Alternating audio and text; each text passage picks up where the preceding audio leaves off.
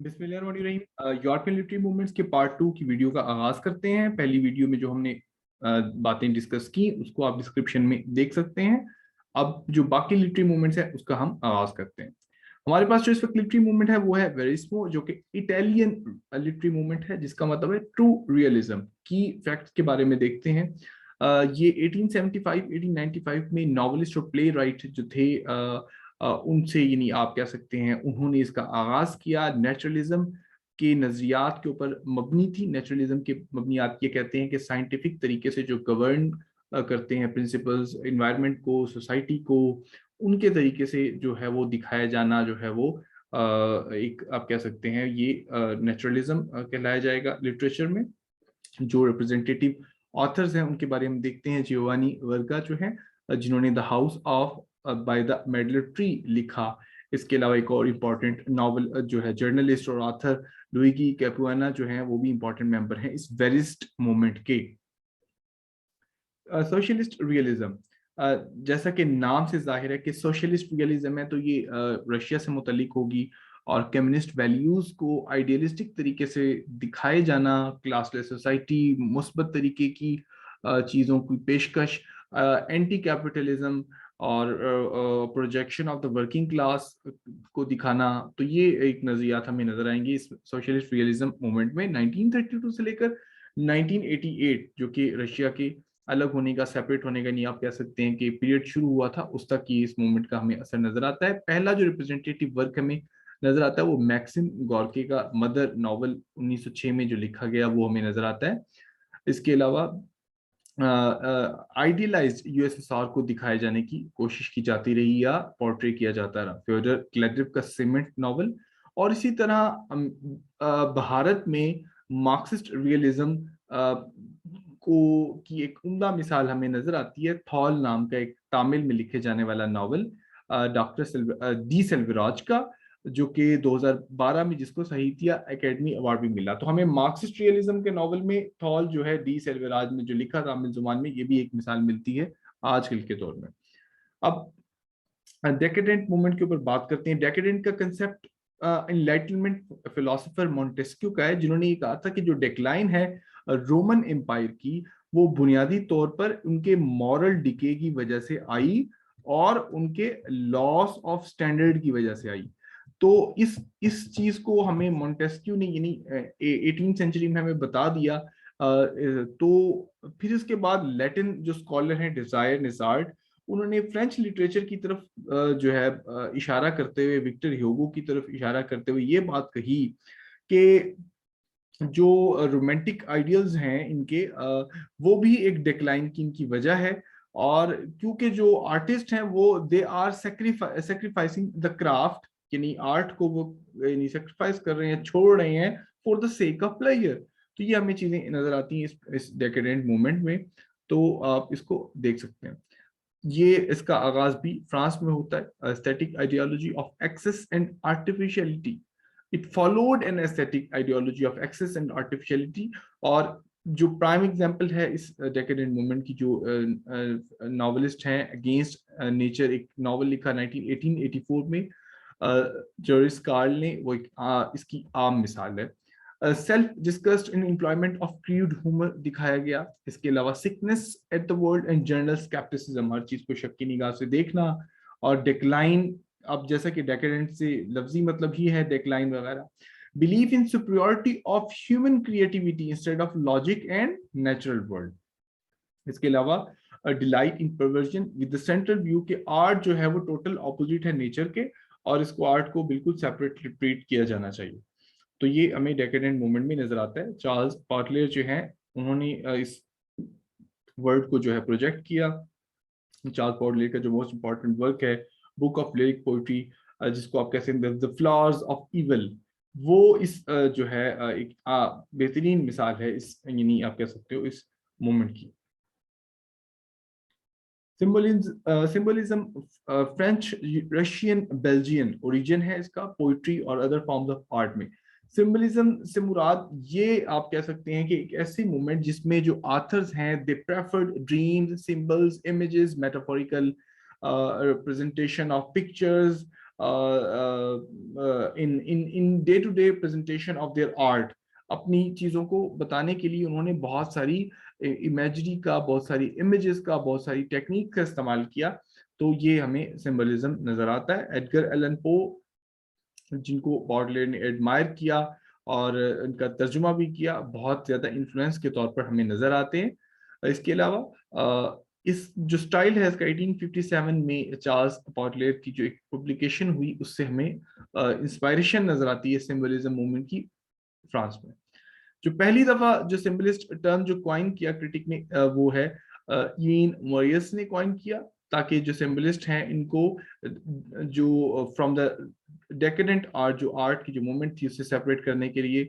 अब इसके अलावा अगर हम मजीद देखें तो सिंबलिस्ट मैनिफेस्टो है, उसमें चार्ल्स बॉडलेयर, स्टीफन जो मेलर्म और पॉल वर्लेन वगैरह, इन तीन का नाम दिया गया। अब यहाँ पर एक और बात भी है, बरतानिया में आर्थर सैमुअल्स ने एक किताब लिखी जिसको आप कह सकते हैं जिन्होंने सिंबलिज्म मूवमेंट को बरतानिया में मुतारिफ करवाया। इसके अलावा हमें आयरिश जो पोइट हैं विलियम बटलर येट्स, हमें उनकी पोइट्री में जो है वो नजर आती है इसका इन्फ्लुएंस। और इसके अलावा आर्थर सैमुअल ये कहते हैं कि symbolism is the essence of language and literature. और और कहते हैं कि our first words were symbolic and our truly imaginative writers have been symbolist। ये आपके सामने कुछ इंपॉर्टेंट सिंबलिस्ट जो हैं आर्ट की पीसेस आ रहे हैं। आप देख सकते हैं कि वो किस तरीके से मुख्तलिफ इलामतें या इशारा कर रही हैं, इन चीज़ों को आप देख सकते हैं। तो ये इंपॉर्टेंट ऑथर्स हैं that favored dreams, associative power of imagination in their poetry। तो ये सिंबलिज्म मूवमेंट का हमें असर नजर आता है। फ्यूचरिज्म देखकर ही आपको डायग्राम, ज्योग्राफिकल डिस्क्रिप्शन या बहुत ज्यादा एडवांसमेंट जो है वो नजर आती है। तो ये इटालियन फ्यूचरिज्म का आगाज 1909 में होता है, जब एक फिलिप्पो टोमैसो इटालियन इंटेलेक्चुअल जो है वो एक अपनी पब्लिश करते हैं founding the manifesto of futurism एक न्यूज़पेपर में। तो वहां पर हमें इस चीज का हमें आगाज नजर आता है। तो ये इटालियन फ्यूचरिस्ट और रशियन फ्यूचरिस्ट हमें नजर आता है। एक ऐसी लिटरेरी मूवमेंट जिसका आगाज इटली में हुआ, जिसने टेक्नोलॉजी, मॉडर्निज्म, एरोप्लेन या कार, इन चीजों को एम्फसाइज करके दिखाने की कोशिश की मॉडर्निटी को। और फ्रॉम द जो कि इटालियन फ्यूचरिस्ट थे, वो पास्ट की जो आप कह सकते हो एक रविश थी इटली को, उसको सेपरेट करना, मॉडर्निज्म की तरफ लेके जाना चाहते थे। और मैनिफेस्टो ऑफ फ्यूचरिज्म, इसके ऊपर मैं बात कर चुका हूं, जिसमें उन्होंने इसकी बात की एफ.टी. मेरिनियाटी ने। ठीक है, एफ.टी. से मुराद फिलिप्पो टोमैसो मेरिनेटी, इन्होंने अपना न्यूज़पेपर में पब्लिश किया था अपना एक आर्टिकल।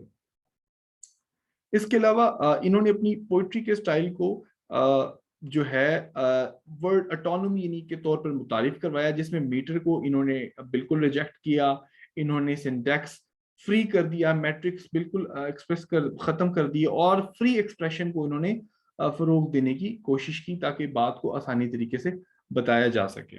और इन्होंने हाई और लो कल्चर को जो डिवीजन है उसमें आर्ट में, उसको भी जो जो है they called for the break down between high and low culture. High and low culture से मुराद आप ये कह सकते हैं अच्छा आर्ट का नमूना या बुरा आर्ट का नमूना। तो वो डिवीजन की इन्होंने जो है वो फोकस किया। They valued painting over other forms of art, और ग्लोरीफाइंग और मशीन को भी इन्होंने किया, क्योंकि एक फ्यूचरिस्टिक जो है वो लिटरेरी मूवमेंट थी। डेडाइज्म, अब डेडाइज्म का आगाज जो है वो आप देख सकते हैं कि ज़ुरिच स्विट्जरलैंड में हुआ 20वीं सदी में, उसके आगाज में। और इस मूवमेंट में जो खास बात हमें नजर आती है कि किस तरीके से वो उन्होंने ये दिखाने की कोशिश की है कि जो परवर्शन है, जो आर्ट की डिक्लाइन है, और उसको किस तरीके से जो है एक्सप्रेस किया जाए। वर्ल्ड वॉर के जो इफेक्ट हैं उनको किस तरीके से दिखाया जाए, और जो आर्टिस्ट हैं उन्होंने इरेशनलिटी या एंटी कैपिटलिस्टिक जो व्यूज हैं उनको अपने कामों में दिखाने की कोशिश की है। उस दौर में जो कि सरमायादाराना निज़ाम भरपूर तरीके से परवान चढ़ रहा था, वर्ल्ड वॉर भी अपने तकरीबन असरात दिखा रही थी। तो ये इस डेडिज्म मूवमेंट का असर हमें तकरीबन 1918, 1920 के बाद हमें ज्यादा पीक पर नजर आता है। और इन्होंने आर्ट की तरफ, वायलेंस की तरफ, पॉलिटिकल जो डिवीजन है उसकी तरफ भी इन्होंने अपने नजरियात पेश किए कि किस तरीके से ये नहीं होनी चाहिए। इसकी तरफ डेडेइस्ट जो आर्टिस्ट थे उनका रुझान बाएं बाजू की जो रेडिकल विंग है उनकी तरफ इनका जो रुझान रहा। ट्रिस्टन ज़ारा का 1920 का जो मैनिफेस्टो है, जिन्होंने वर्ड्स को मुख्तलिफ न्यूज़पेपर में से वर्ड्स को कट करके जो है वो पोइट्री को जो है ना कंपोज किया। तो ये एक इम्पॉर्टेंट हमें एक जो है ना वो माइलस्टोन नजर आता है इस डेडेइज्म मूवमेंट के अंदर। Shock, nihilism, rejection of ideals, इसके अलावा रैंडमनेस, पैराडॉक्स, या आप कह सकते हैं एंटी कैपिटलिज्म, या नॉर्मल बातों को रिजेक्ट करके जो है वो रिजेक्शन ऑफ आइडियल्स को दिखाते हुए ये दिखाया जाए कि किस तरीके से जो है वो इस्टेब्लिश ट्रेडिशन के बरखिलाफ हम वॉर या इस तरह की जो डेक्लाइन वगैरह है इसको हम नहीं एक्सेप्ट करते। अब रिप्रेजेंटेटिव वर्क में हमें ये देखना है कि जो ह्यूगो बॉल हैं, ये इस तरह के जो आर्टिस्ट हैं जो पनाह लेने के लिए स्विट्जरलैंड चले गए, वहां पे इन्होंने अपना एक क्लब बनाया और वहाँ क्लब में ये मीटिंग वगैरह करते थे। वहीं पे इन्होंने एक दोस्त भी, एक जो फेलो पोइट्स थी उनके साथ भी एक फ्रेंडशिप अरेंज कर ली। तो वहां पे इन्होंने इसका जो है डेडा मैनिफेस्टो जो है वो अपना लिखा। और ये जो लफ्ज है वो कॉइन करने की कहानी भी बड़ी दिलचस्प है। वो कहते हैं कि डिक्शनरी में इन्होंने एक नाइफ इंसर्ट किया और जो लफ्ज आया तो वो इस तरीके से उन्होंने इसको लफ्ज को कॉइन किया। तो ये इन्होंने फोकस किया पोइट्री पे और साउंड पोइट्री पे। Invented by Hugo ball. इनकी जो पोइम है ट्रेडिशनल कंसेप्शन ऑफ पोइट्री, या स्ट्रक्चर, मीटर या ऑर्डर के बरखिलाफ इंटरप्ले जो है जो उसके इन्होंने अटैक करते हुए जो है वो नए तरीके से लिखने की कोशिश की, जिसको इन्होंने किस तरीके से टर्म दिया, उसको इन्होंने साउंड पोइट्री का जो है वो टर्म दिया। ये आपके सामने डिस्क्रिप्शन है, यानी आप कह सकते हैं कि किस तरीके से वो प्रेजेंटेशन दे रहे हैं थिएटर में। अगर हम अब्सर्डिज्म की बात करें तो अब्सर्डिज्म जो है इस चीज के ऊपर फोकस करती है कि जो लाइफ है वो अब्सर्ड है, जबकि एग्जिस्टेंशियलिस्ट है वो फोकस करते हैं कि लाइफ मीनिंगलेस है लेकिन still it can be made meaningful by making good choices और डिसीजंस। जबकि अब्सर्डिस्ट फिलोसफर कहते हैं कि no matter whatever the decision you make it will still remain absurd. तो अब्सर्डेड फिलोसफी में वेटिंग फॉर गोडो का important हमें play मिलता है। इसके अलावा अगर हम देखें तो द मिथ ऑफ सिसिफस के नाम से एक फिलोसफिकल एसे एल्बर्ट कैम्यू का हमें नजर आता है 1942 में। तो ये अब अब्सर्डिज्म एक ऐसी फिलोसफिकल थीरी है, वो कहते हैं कि लाइफ जो है वो एक अब्सर्ड है। और मैंने अब देखा कि दोनों फिलोसफिकल थीरीज आपके सामने मुख्तसरन बता दी हैं कि किस तरीके से ये क्वेश्चन करती है इंसान के रोल में और उसकी जिंदगी में, और उसके जो एक्शन है वो किस तरीके से उसके लिए बिल्कुल ही अहमकाना के तौर पर या रिडिकुलस तौर पर साबित हो सकते हैं। जो कैरेक्टरिस्टिक्स है इंपॉर्टेंट लिटरेचर में हमें नजर आते हैं वो dark humour, condition of being nothing, rejection, unpredictability of life, basement of reason, ये तमाम चीजें हमें इंपॉर्टेंट नजर आती हैं कैरेक्टरिस्टिक्स ऑफ अब्सर्डिज्म में, अगर इसको नॉवल, पोइट्री या प्ले में दिखाया जाए इस फिलोसफी के जरिए। तो ये अब्सर्डिज्म आप कह सकते हैं एक ऐसे ड्रामे 1950 1960 में लिखे जाते रहे। आप जो Harold Pinter, Samuel Harold Pinter का केयर टेकर और सैमुअल बेकेट का जो वेटिंग फॉर गोडो या जीन यूनेस्को वगैरह ने जो लिखे अपने प्ले, उनको आप टर्म कर सकते हैं। अब मार्टिन एसलन ने थिएटर ऑफ द अब्सर्ड एक फ्रेज कॉइन किया इस तरह के ड्रामास को एक्सप्लेन करने के लिए। बहुत जो एक मशहूर प्ले है हमारे पास वो वेटिंग फॉर गोडो हमें नजर आता है। के साथ ही हमारा ये यूरोपियन लिटरेरी मूवमेंट वाला जो टॉपिक है वो भी मुकम्मल हो जाता है।